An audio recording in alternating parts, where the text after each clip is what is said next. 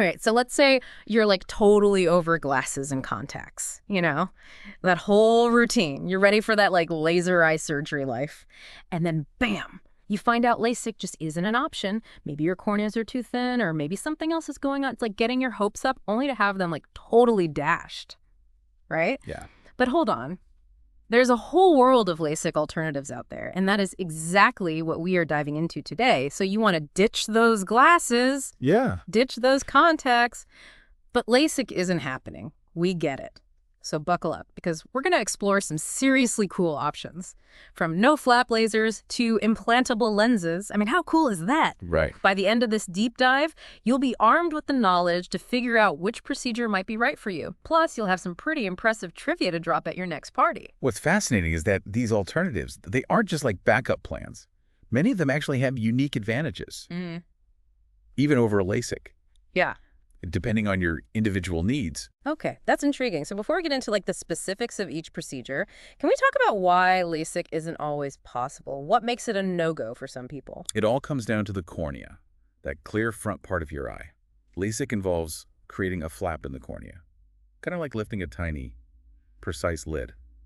Then they use a laser to reshape the cornea underneath, correcting your vision. But to make that flap, you need a cornea that's thick enough. If it's too thin, there's a risk of complications. So if your corneas are on the thinner side, it's a no-go. What about things like age or other eye conditions? Those can definitely play a role too. Certain eye diseases like advanced glaucoma or cataracts might make LASIK risky. And of course, your overall health always matters when considering any surgery. That makes sense. But it sounds like there's hope for the thin cornea crew and others who aren't ideal LASIK candidates.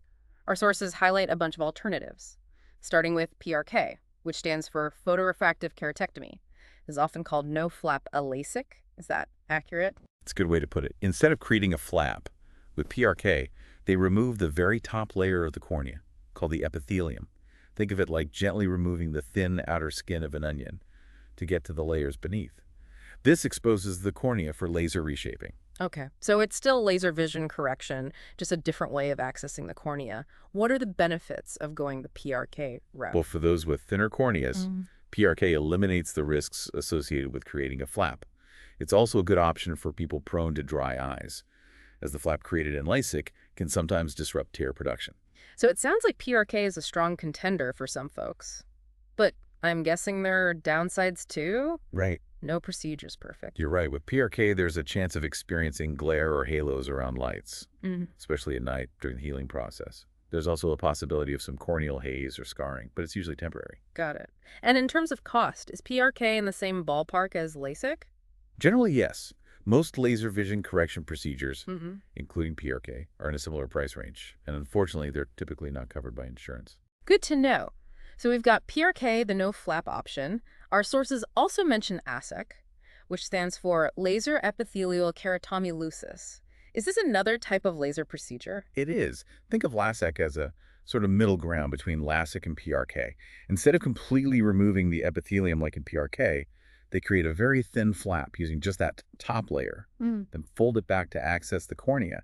After the laser reshaping, they carefully reposition the flap. So it's like a gentler version of LASIK, preserving more of the cornea's natural structure. Exactly. This makes LASIK suitable for people with slightly thin corneas who aren't ideal LASIK candidates, but might not need the full no-flap approach of PRK. Interesting. What about side effects? Are they similar to PRK? Yes, you might experience similar side effects like glare halos and dry eyes, but some patients find LASIK a bit more uncomfortable during the initial recovery phase because of the thin flap.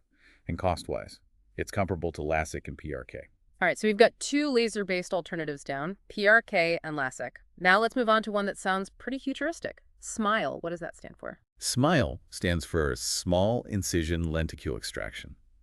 It's a fascinating procedure that uses a femtosecond laser, which is incredibly precise. Imagine a laser that can make cuts at the level of a millionth of a millimeter. Whoa, that's some seriously precise laser work. So how does it actually work? With SMILE, the laser creates a tiny lens-shaped piece of tissue called a lenticule within the cornea itself. Then through a very small incision, They remove this lenticule. This reshapes the cornea, correcting your vision. So it's like microsurgery happening within the cornea without a large flap like LASIK. You got it. And because there's no large flap, Smile eliminates a lot of the flap-related complications you might see with LASIK. Plus, it has a very low incidence of complications overall. That's reassuring, but I'm guessing there are trade-offs. Right. Nothing's perfect in the world of surgery. True. One thing is that Smile requires a highly skilled surgeon, as a very delicate procedure.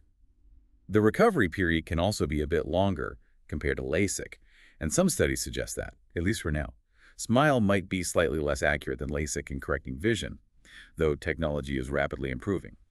Interesting. It sounds like Smile is a good option for people who prioritize minimizing risk, even if it means a potentially longer recovery time. And you mentioned it's becoming more affordable, right? Yes, the cost of Smile is going down as the technology becomes more widely adopted, so that's definitely a plus. All right, so we've covered 3 laser-based alternatives: PRK, LASIK, and Smile. They all reshape the cornea with a laser, but each has a slightly different approach and its own pros and cons. Exactly. And it's important to remember that the cornea is a living tissue. After these laser procedures, it continues to remodel itself, which is why follow-up appointments are so important. That's a good point. It's not just a one-and-done thing. Now let's shift gears and explore a whole different category of LASIK alternatives: implantable lenses. I have to admit, this one really piqued my curiosity. It's a fascinating area, Yeah. and it really highlights how diverse vision correction options are becoming. So let's start with IOLs, or intraocular lens implants. Okay, IOLs. Now, I know these are commonly used in cataract surgery, where the natural lens of the eye gets cloudy. But how do they work as a LASIK alternative? That's where things get interesting. While most people associate IOLs with cataract surgery, they can also be used to correct vision in people who don't have cataracts, especially if they're not suitable candidates for laser procedures. So you're basically swapping out your natural lens for an artificial one, even if your natural lens is technically healthy. Right. And the cool thing is, there are different types of IOLs, each designed for different vision needs. For example, there are monofocal IOLs, which provide clear vision at one specific distance. So it's kind of like choosing a fixed focal length for your vision. Does that mean you might still need glasses for other distances? You might, if you choose a monofocal IOL set for distance vision. You'd likely need reading glasses for up-close tasks. But the trade-off is that the vision at your chosen distance tends to be very crisp and clear. Okay, so there's a trade-off there. What about people who want clear vision at multiple distances without glasses? Are there IOLs for that? There are. They're called multifocal IOLs. They have multiple focal points built in, designed to give you clear vision at both near and far distances. It's like having bifocals or progressive lenses built right into the lens implant. That sounds pretty amazing. But I'm guessing there are downsides to multifocal IOLs too. Right. It seems like there's always a trade-off. You're right. One potential drawback of multifocals is that some people experience halos or glare around lights, especially at night. This happens because the brain has to adjust to processing light coming through multiple focal points. Interesting. So it's a trade-off between convenience and potential visual disturbances.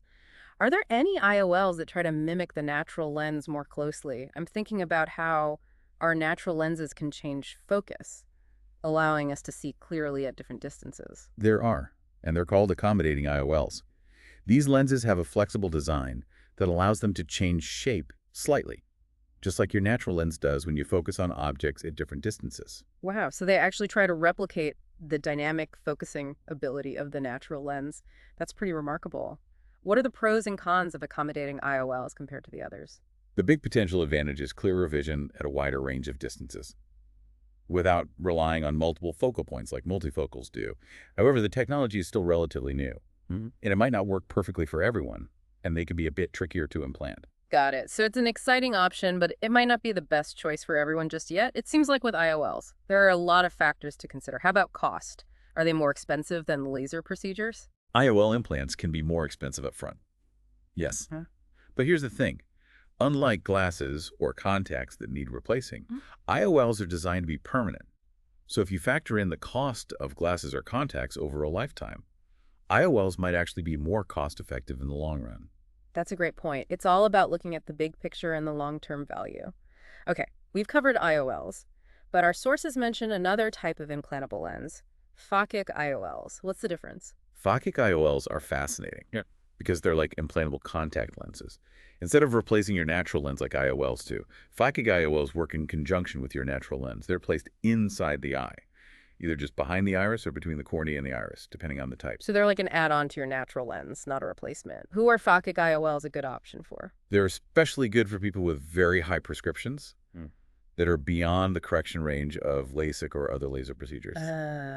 So they're like the heavy hitters of vision correction. Right. What else is cool about Phakic IOLs? One big advantage is that they're reversible, if for any reason you need or want to have the Phakic IOL removed. It can be done. That's a huge plus. It takes away some of the fear factor of getting a permanent implant. How about cost? Are they in the same range as the other IOLs? They tend to be more expensive than laser procedures, Yeah. but like other IOLs, you're looking at a long-term solution. So it's about weighing that against the cost of glasses or contacts over many years. Right, that makes sense. So far, we've covered IOLs, which replace your natural lens, and Phakic IOLs, which act like implantable contact lenses. It's amazing how many options are out there beyond a LASIK. Our sources mentioned one more procedure that I'm really curious about, RLE, or Refractive Lens Exchange. What's the deal with that one? RLE is essentially the same procedure as cataract surgery, but it's done on people who don't have cataracts. They remove your natural lens and replace it with an artificial IOL, just like in cataract surgery. Okay, I'm a little confused. Why would someone without cataracts choose this procedure? RLE is a powerful tool for correcting a wide range of vision problems, including farsightedness, nearsightedness, and astigmatism. But it's particularly helpful for people struggling with presbyopia. Presbyopia, that's the age-related near vision decline that makes people reach for reading glasses, so RLE can help with that. Exactly. It can provide a permanent solution for presbyopia, so no more reading glasses. And because it involves removing the natural lens, it also eliminates the possibility of developing cataracts in the future. It's like a 2-for-1 deal, clear vision at all distances and no cataract worries down the road. But it sounds pretty intense. Is it more invasive than LASIK? It is more invasive, Yes. as it involves removing your natural lens. And as you might guess, it tends to be more expensive than LASIK. But it's a permanent solution with a high satisfaction rate. Wow. We've covered a lot of ground in this first part of our deep dive. We've explored everything from no-flap laser procedures like PRK to implantable lenses, both those that replace your natural lens and those that work alongside it. It's mind-blowing how many options there are beyond LASIK. It is. And the key is to understand the unique advantages and disadvantages of each procedure, so you can make an informed decision that's right for you. Absolutely. But how do you even begin to choose? It's like standing in front of a giant menu with no idea where to start. Don't worry. We'll unpack all of that in the next part of our deep dive. We'll explore how lifestyle, budget, and personal preferences all play a role in finding the right fit. Perfect. Stay tuned for part 2, where we'll delve into the decision-making process and help you navigate this exciting world of vision correction options. Welcome back to our deep dive into LASIK alternatives. We've covered a whole spectrum of procedures, from lasers to implantable lenses. It's amazing how much technology has evolved. It's incredible, isn't it? Yeah. But now comes the tough part. How do you actually choose which procedure is right for you? It's not like picking out a new pair of shoes. Exactly. Each procedure has its own quirks and benefits, and what works for one person might not be ideal for another. So beyond the technical details, what are the big picture things people should consider when making this decision? Well, lifestyle is a huge factor. Think about your everyday activities, hobbies, and work environment. Are you someone who's always on the go, loves outdoor sports, or works in a physically demanding job? I can see how that would matter. Some procedures might have longer recovery times or require more caution afterwards. Right. For instance, if you're a firefighter or a professional athlete, Yeah. you might prioritize a procedure with a quicker recovery and fewer restrictions on activity. Okay, so lifestyle is key. What else should people think about? Budget is a Yeah. big one, and I know it can be a bit awkward to talk about, but it's essential. As we mentioned earlier, these procedures can vary widely in cost. Some, like PRK, are generally more affordable, while others like Phakic IOLs or RLE can be a bigger investment. I think it's great you brought that up. It's easy to get caught up in the excitement of new technology and forget about the practical side of things. It's important to have a realistic understanding of the costs involved. Absolutely. Yeah. And remember, it's not just the initial procedure cost. You might have follow-up appointments, medications, or even the need for an enhancement procedure down the line. Okay, so we've got lifestyle and budget covered, but this is your vision we're talking about. It's a pretty personal decision. Do individual preferences play a role in choosing a LASIK alternative? They absolutely do. Some people are more comfortable with the idea of laser procedures, while others might prefer the concept of an implantable lens.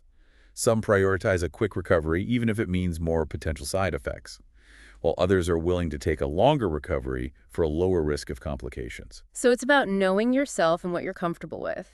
This is starting to feel like a therapy session, but for your eyes.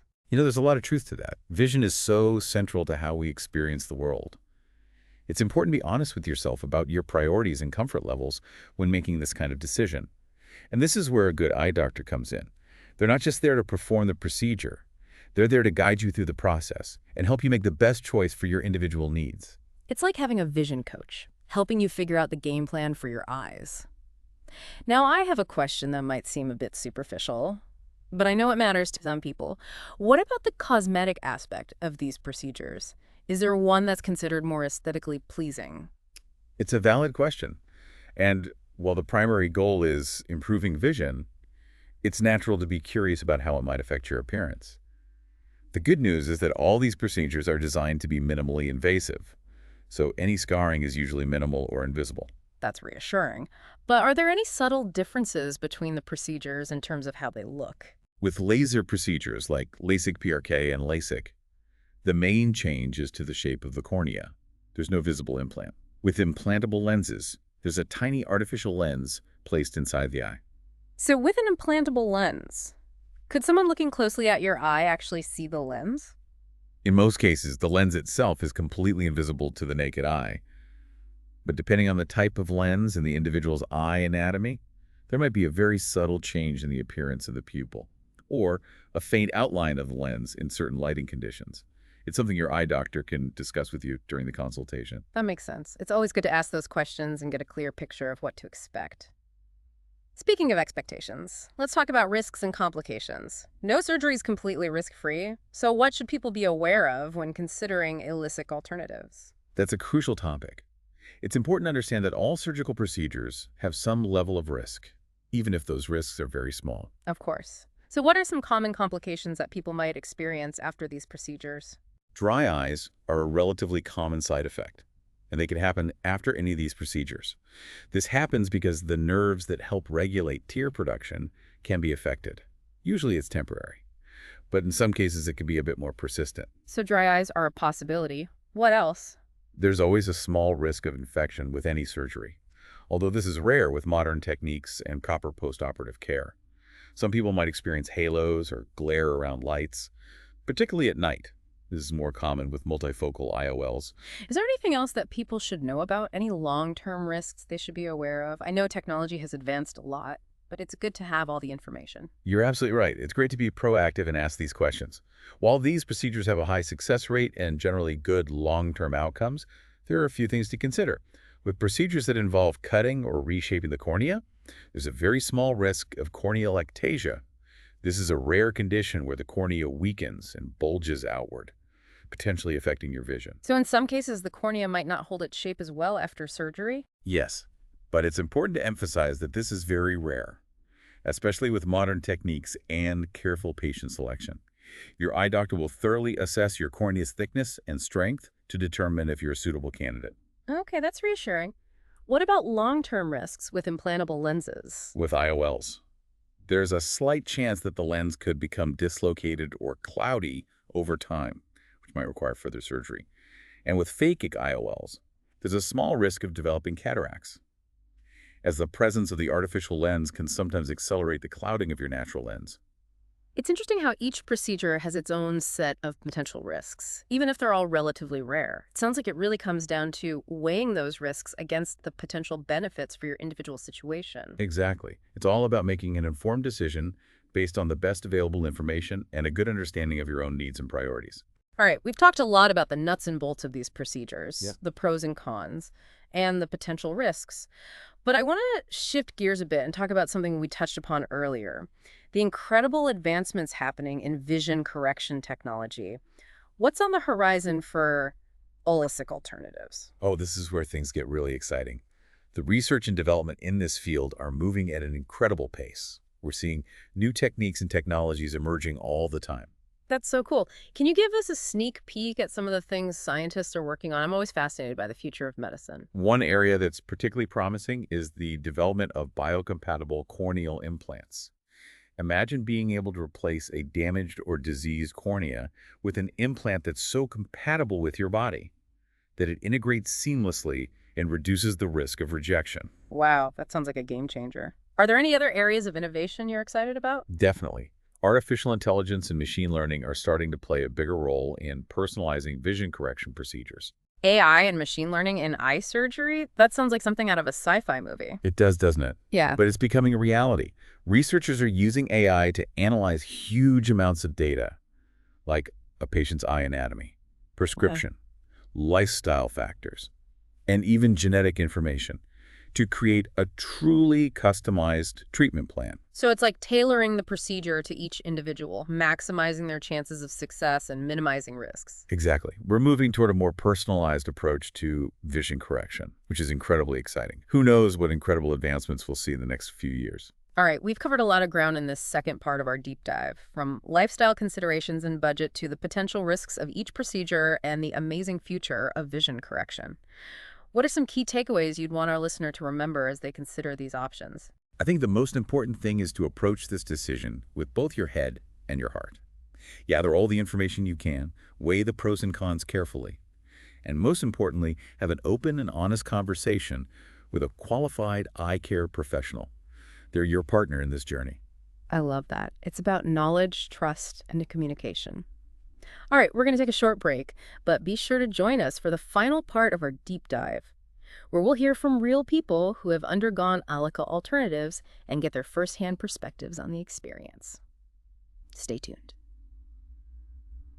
Welcome back to the final part of our deep dive into LASIK alternatives. We've explored the science, the pros and cons. We even peeked into the future of vision correction. But now, let's talk about the human side of this journey. What's it really like to go through one of these procedures? That's a great point. We can talk about lasers and lenses all day. But ultimately, it's real people making these decisions, and their experiences are incredibly valuable. Our sources actually highlight some personal stories, and it seems like patient satisfaction rates are generally high across all the procedures we've discussed. That's true. But it's important to remember that everyone's experience is unique. Factors like your age, overall health, and the severity of your vision problem can all influence how you feel during and after the procedure. That makes sense. So what are some common themes or feelings that come up in these personal accounts? Overwhelmingly, the feeling is one of freedom.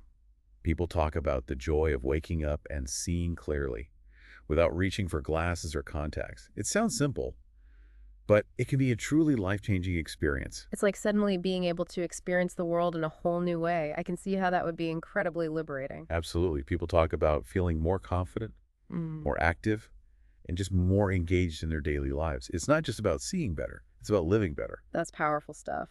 But even with the best procedures, there's a recovery period. Right. What do people say about that part of the experience? Most people say the discomfort is minimal and manageable, but there can be some temporary side effects, like dry eyes or blurry vision. That can be a bit frustrating. So it's important to go into it knowing there might be a bit of a bumpy road during the healing process. Right. Patience is key. And it's crucial to follow your doctor's instructions meticulously to ensure everything heals properly. This all makes perfect sense. But I'm curious, are there any surprises that people commonly report after having these procedures? Things they maybe didn't expect going into it? You know, one thing that comes up a lot is the unexpected emotional impact. Some people describe feeling surprisingly vulnerable, or even a bit scared leading up to the procedure. I can see that. Even if you know it's a safe and common procedure, it's still surgery on your eyes. Exactly. It's a big decision. Yeah. And those emotions are perfectly normal. And even after the procedure, some people go through a period of adjustment as their brain adapts to processing visual information in a new way. So it's not just about the physical healing. There's a mental and emotional adjustment as well. It sounds like having a supportive network of friends, family, and a good doctor is essential. You're absolutely right. And I think this highlights the importance of choosing an eye doctor who you feel comfortable with, who takes the time to listen to your concerns and answer your questions thoroughly. Speaking of support, Are there any online communities or resources where people can connect with others who've gone through these procedures? It seems like sharing experiences and advice could be really helpful. Absolutely. There are tons of online forums and support groups specifically for people who've had vision correction procedures. They're great places to share stories, ask questions, and find encouragement from others who understand what you're going through. That's fantastic. It's a reminder that you're not alone on this journey. Now, before we wrap up this deep dive, I want to circle back to something that always fascinates me, the future of vision correction. We talked about some cool research happening, but I'm curious to hear your personal thoughts. Where do you think this field is headed? It's such an exciting time to be in this field. The pace of innovation is unbelievable. I think Mhm. we're moving towards a future where vision correction is even more precise, personalized, and minimally invasive. That sounds amazing. Are there any specific advancements you're particularly excited about? I'm really intrigued by the potential of exactly. And I think that's a great note to end on. This field is constantly evolving, and the future of vision correction is brighter than ever. It's been an incredible journey exploring this topic with you. I think we've covered a lot of ground, from the nitty-gritty details of each procedure to the personal stories of people who've experienced these life-changing advancements. We have. It's been a pleasure sharing this information and hopefully empowering our listener to make informed decisions about their eye health. If you're considering a LASIK alternative, remember that knowledge is power. Do your research, talk to a qualified eye care professional, and most importantly, listen to your own intuition and needs. The perfect vision correction solution is out there waiting for you. And don't forget to stay curious. Keep exploring the advancements happening in this incredible field. Who knows what amazing breakthroughs are just around the corner. Thanks for joining us on this deep dive. We'll catch you next time for another fascinating exploration of the world around us.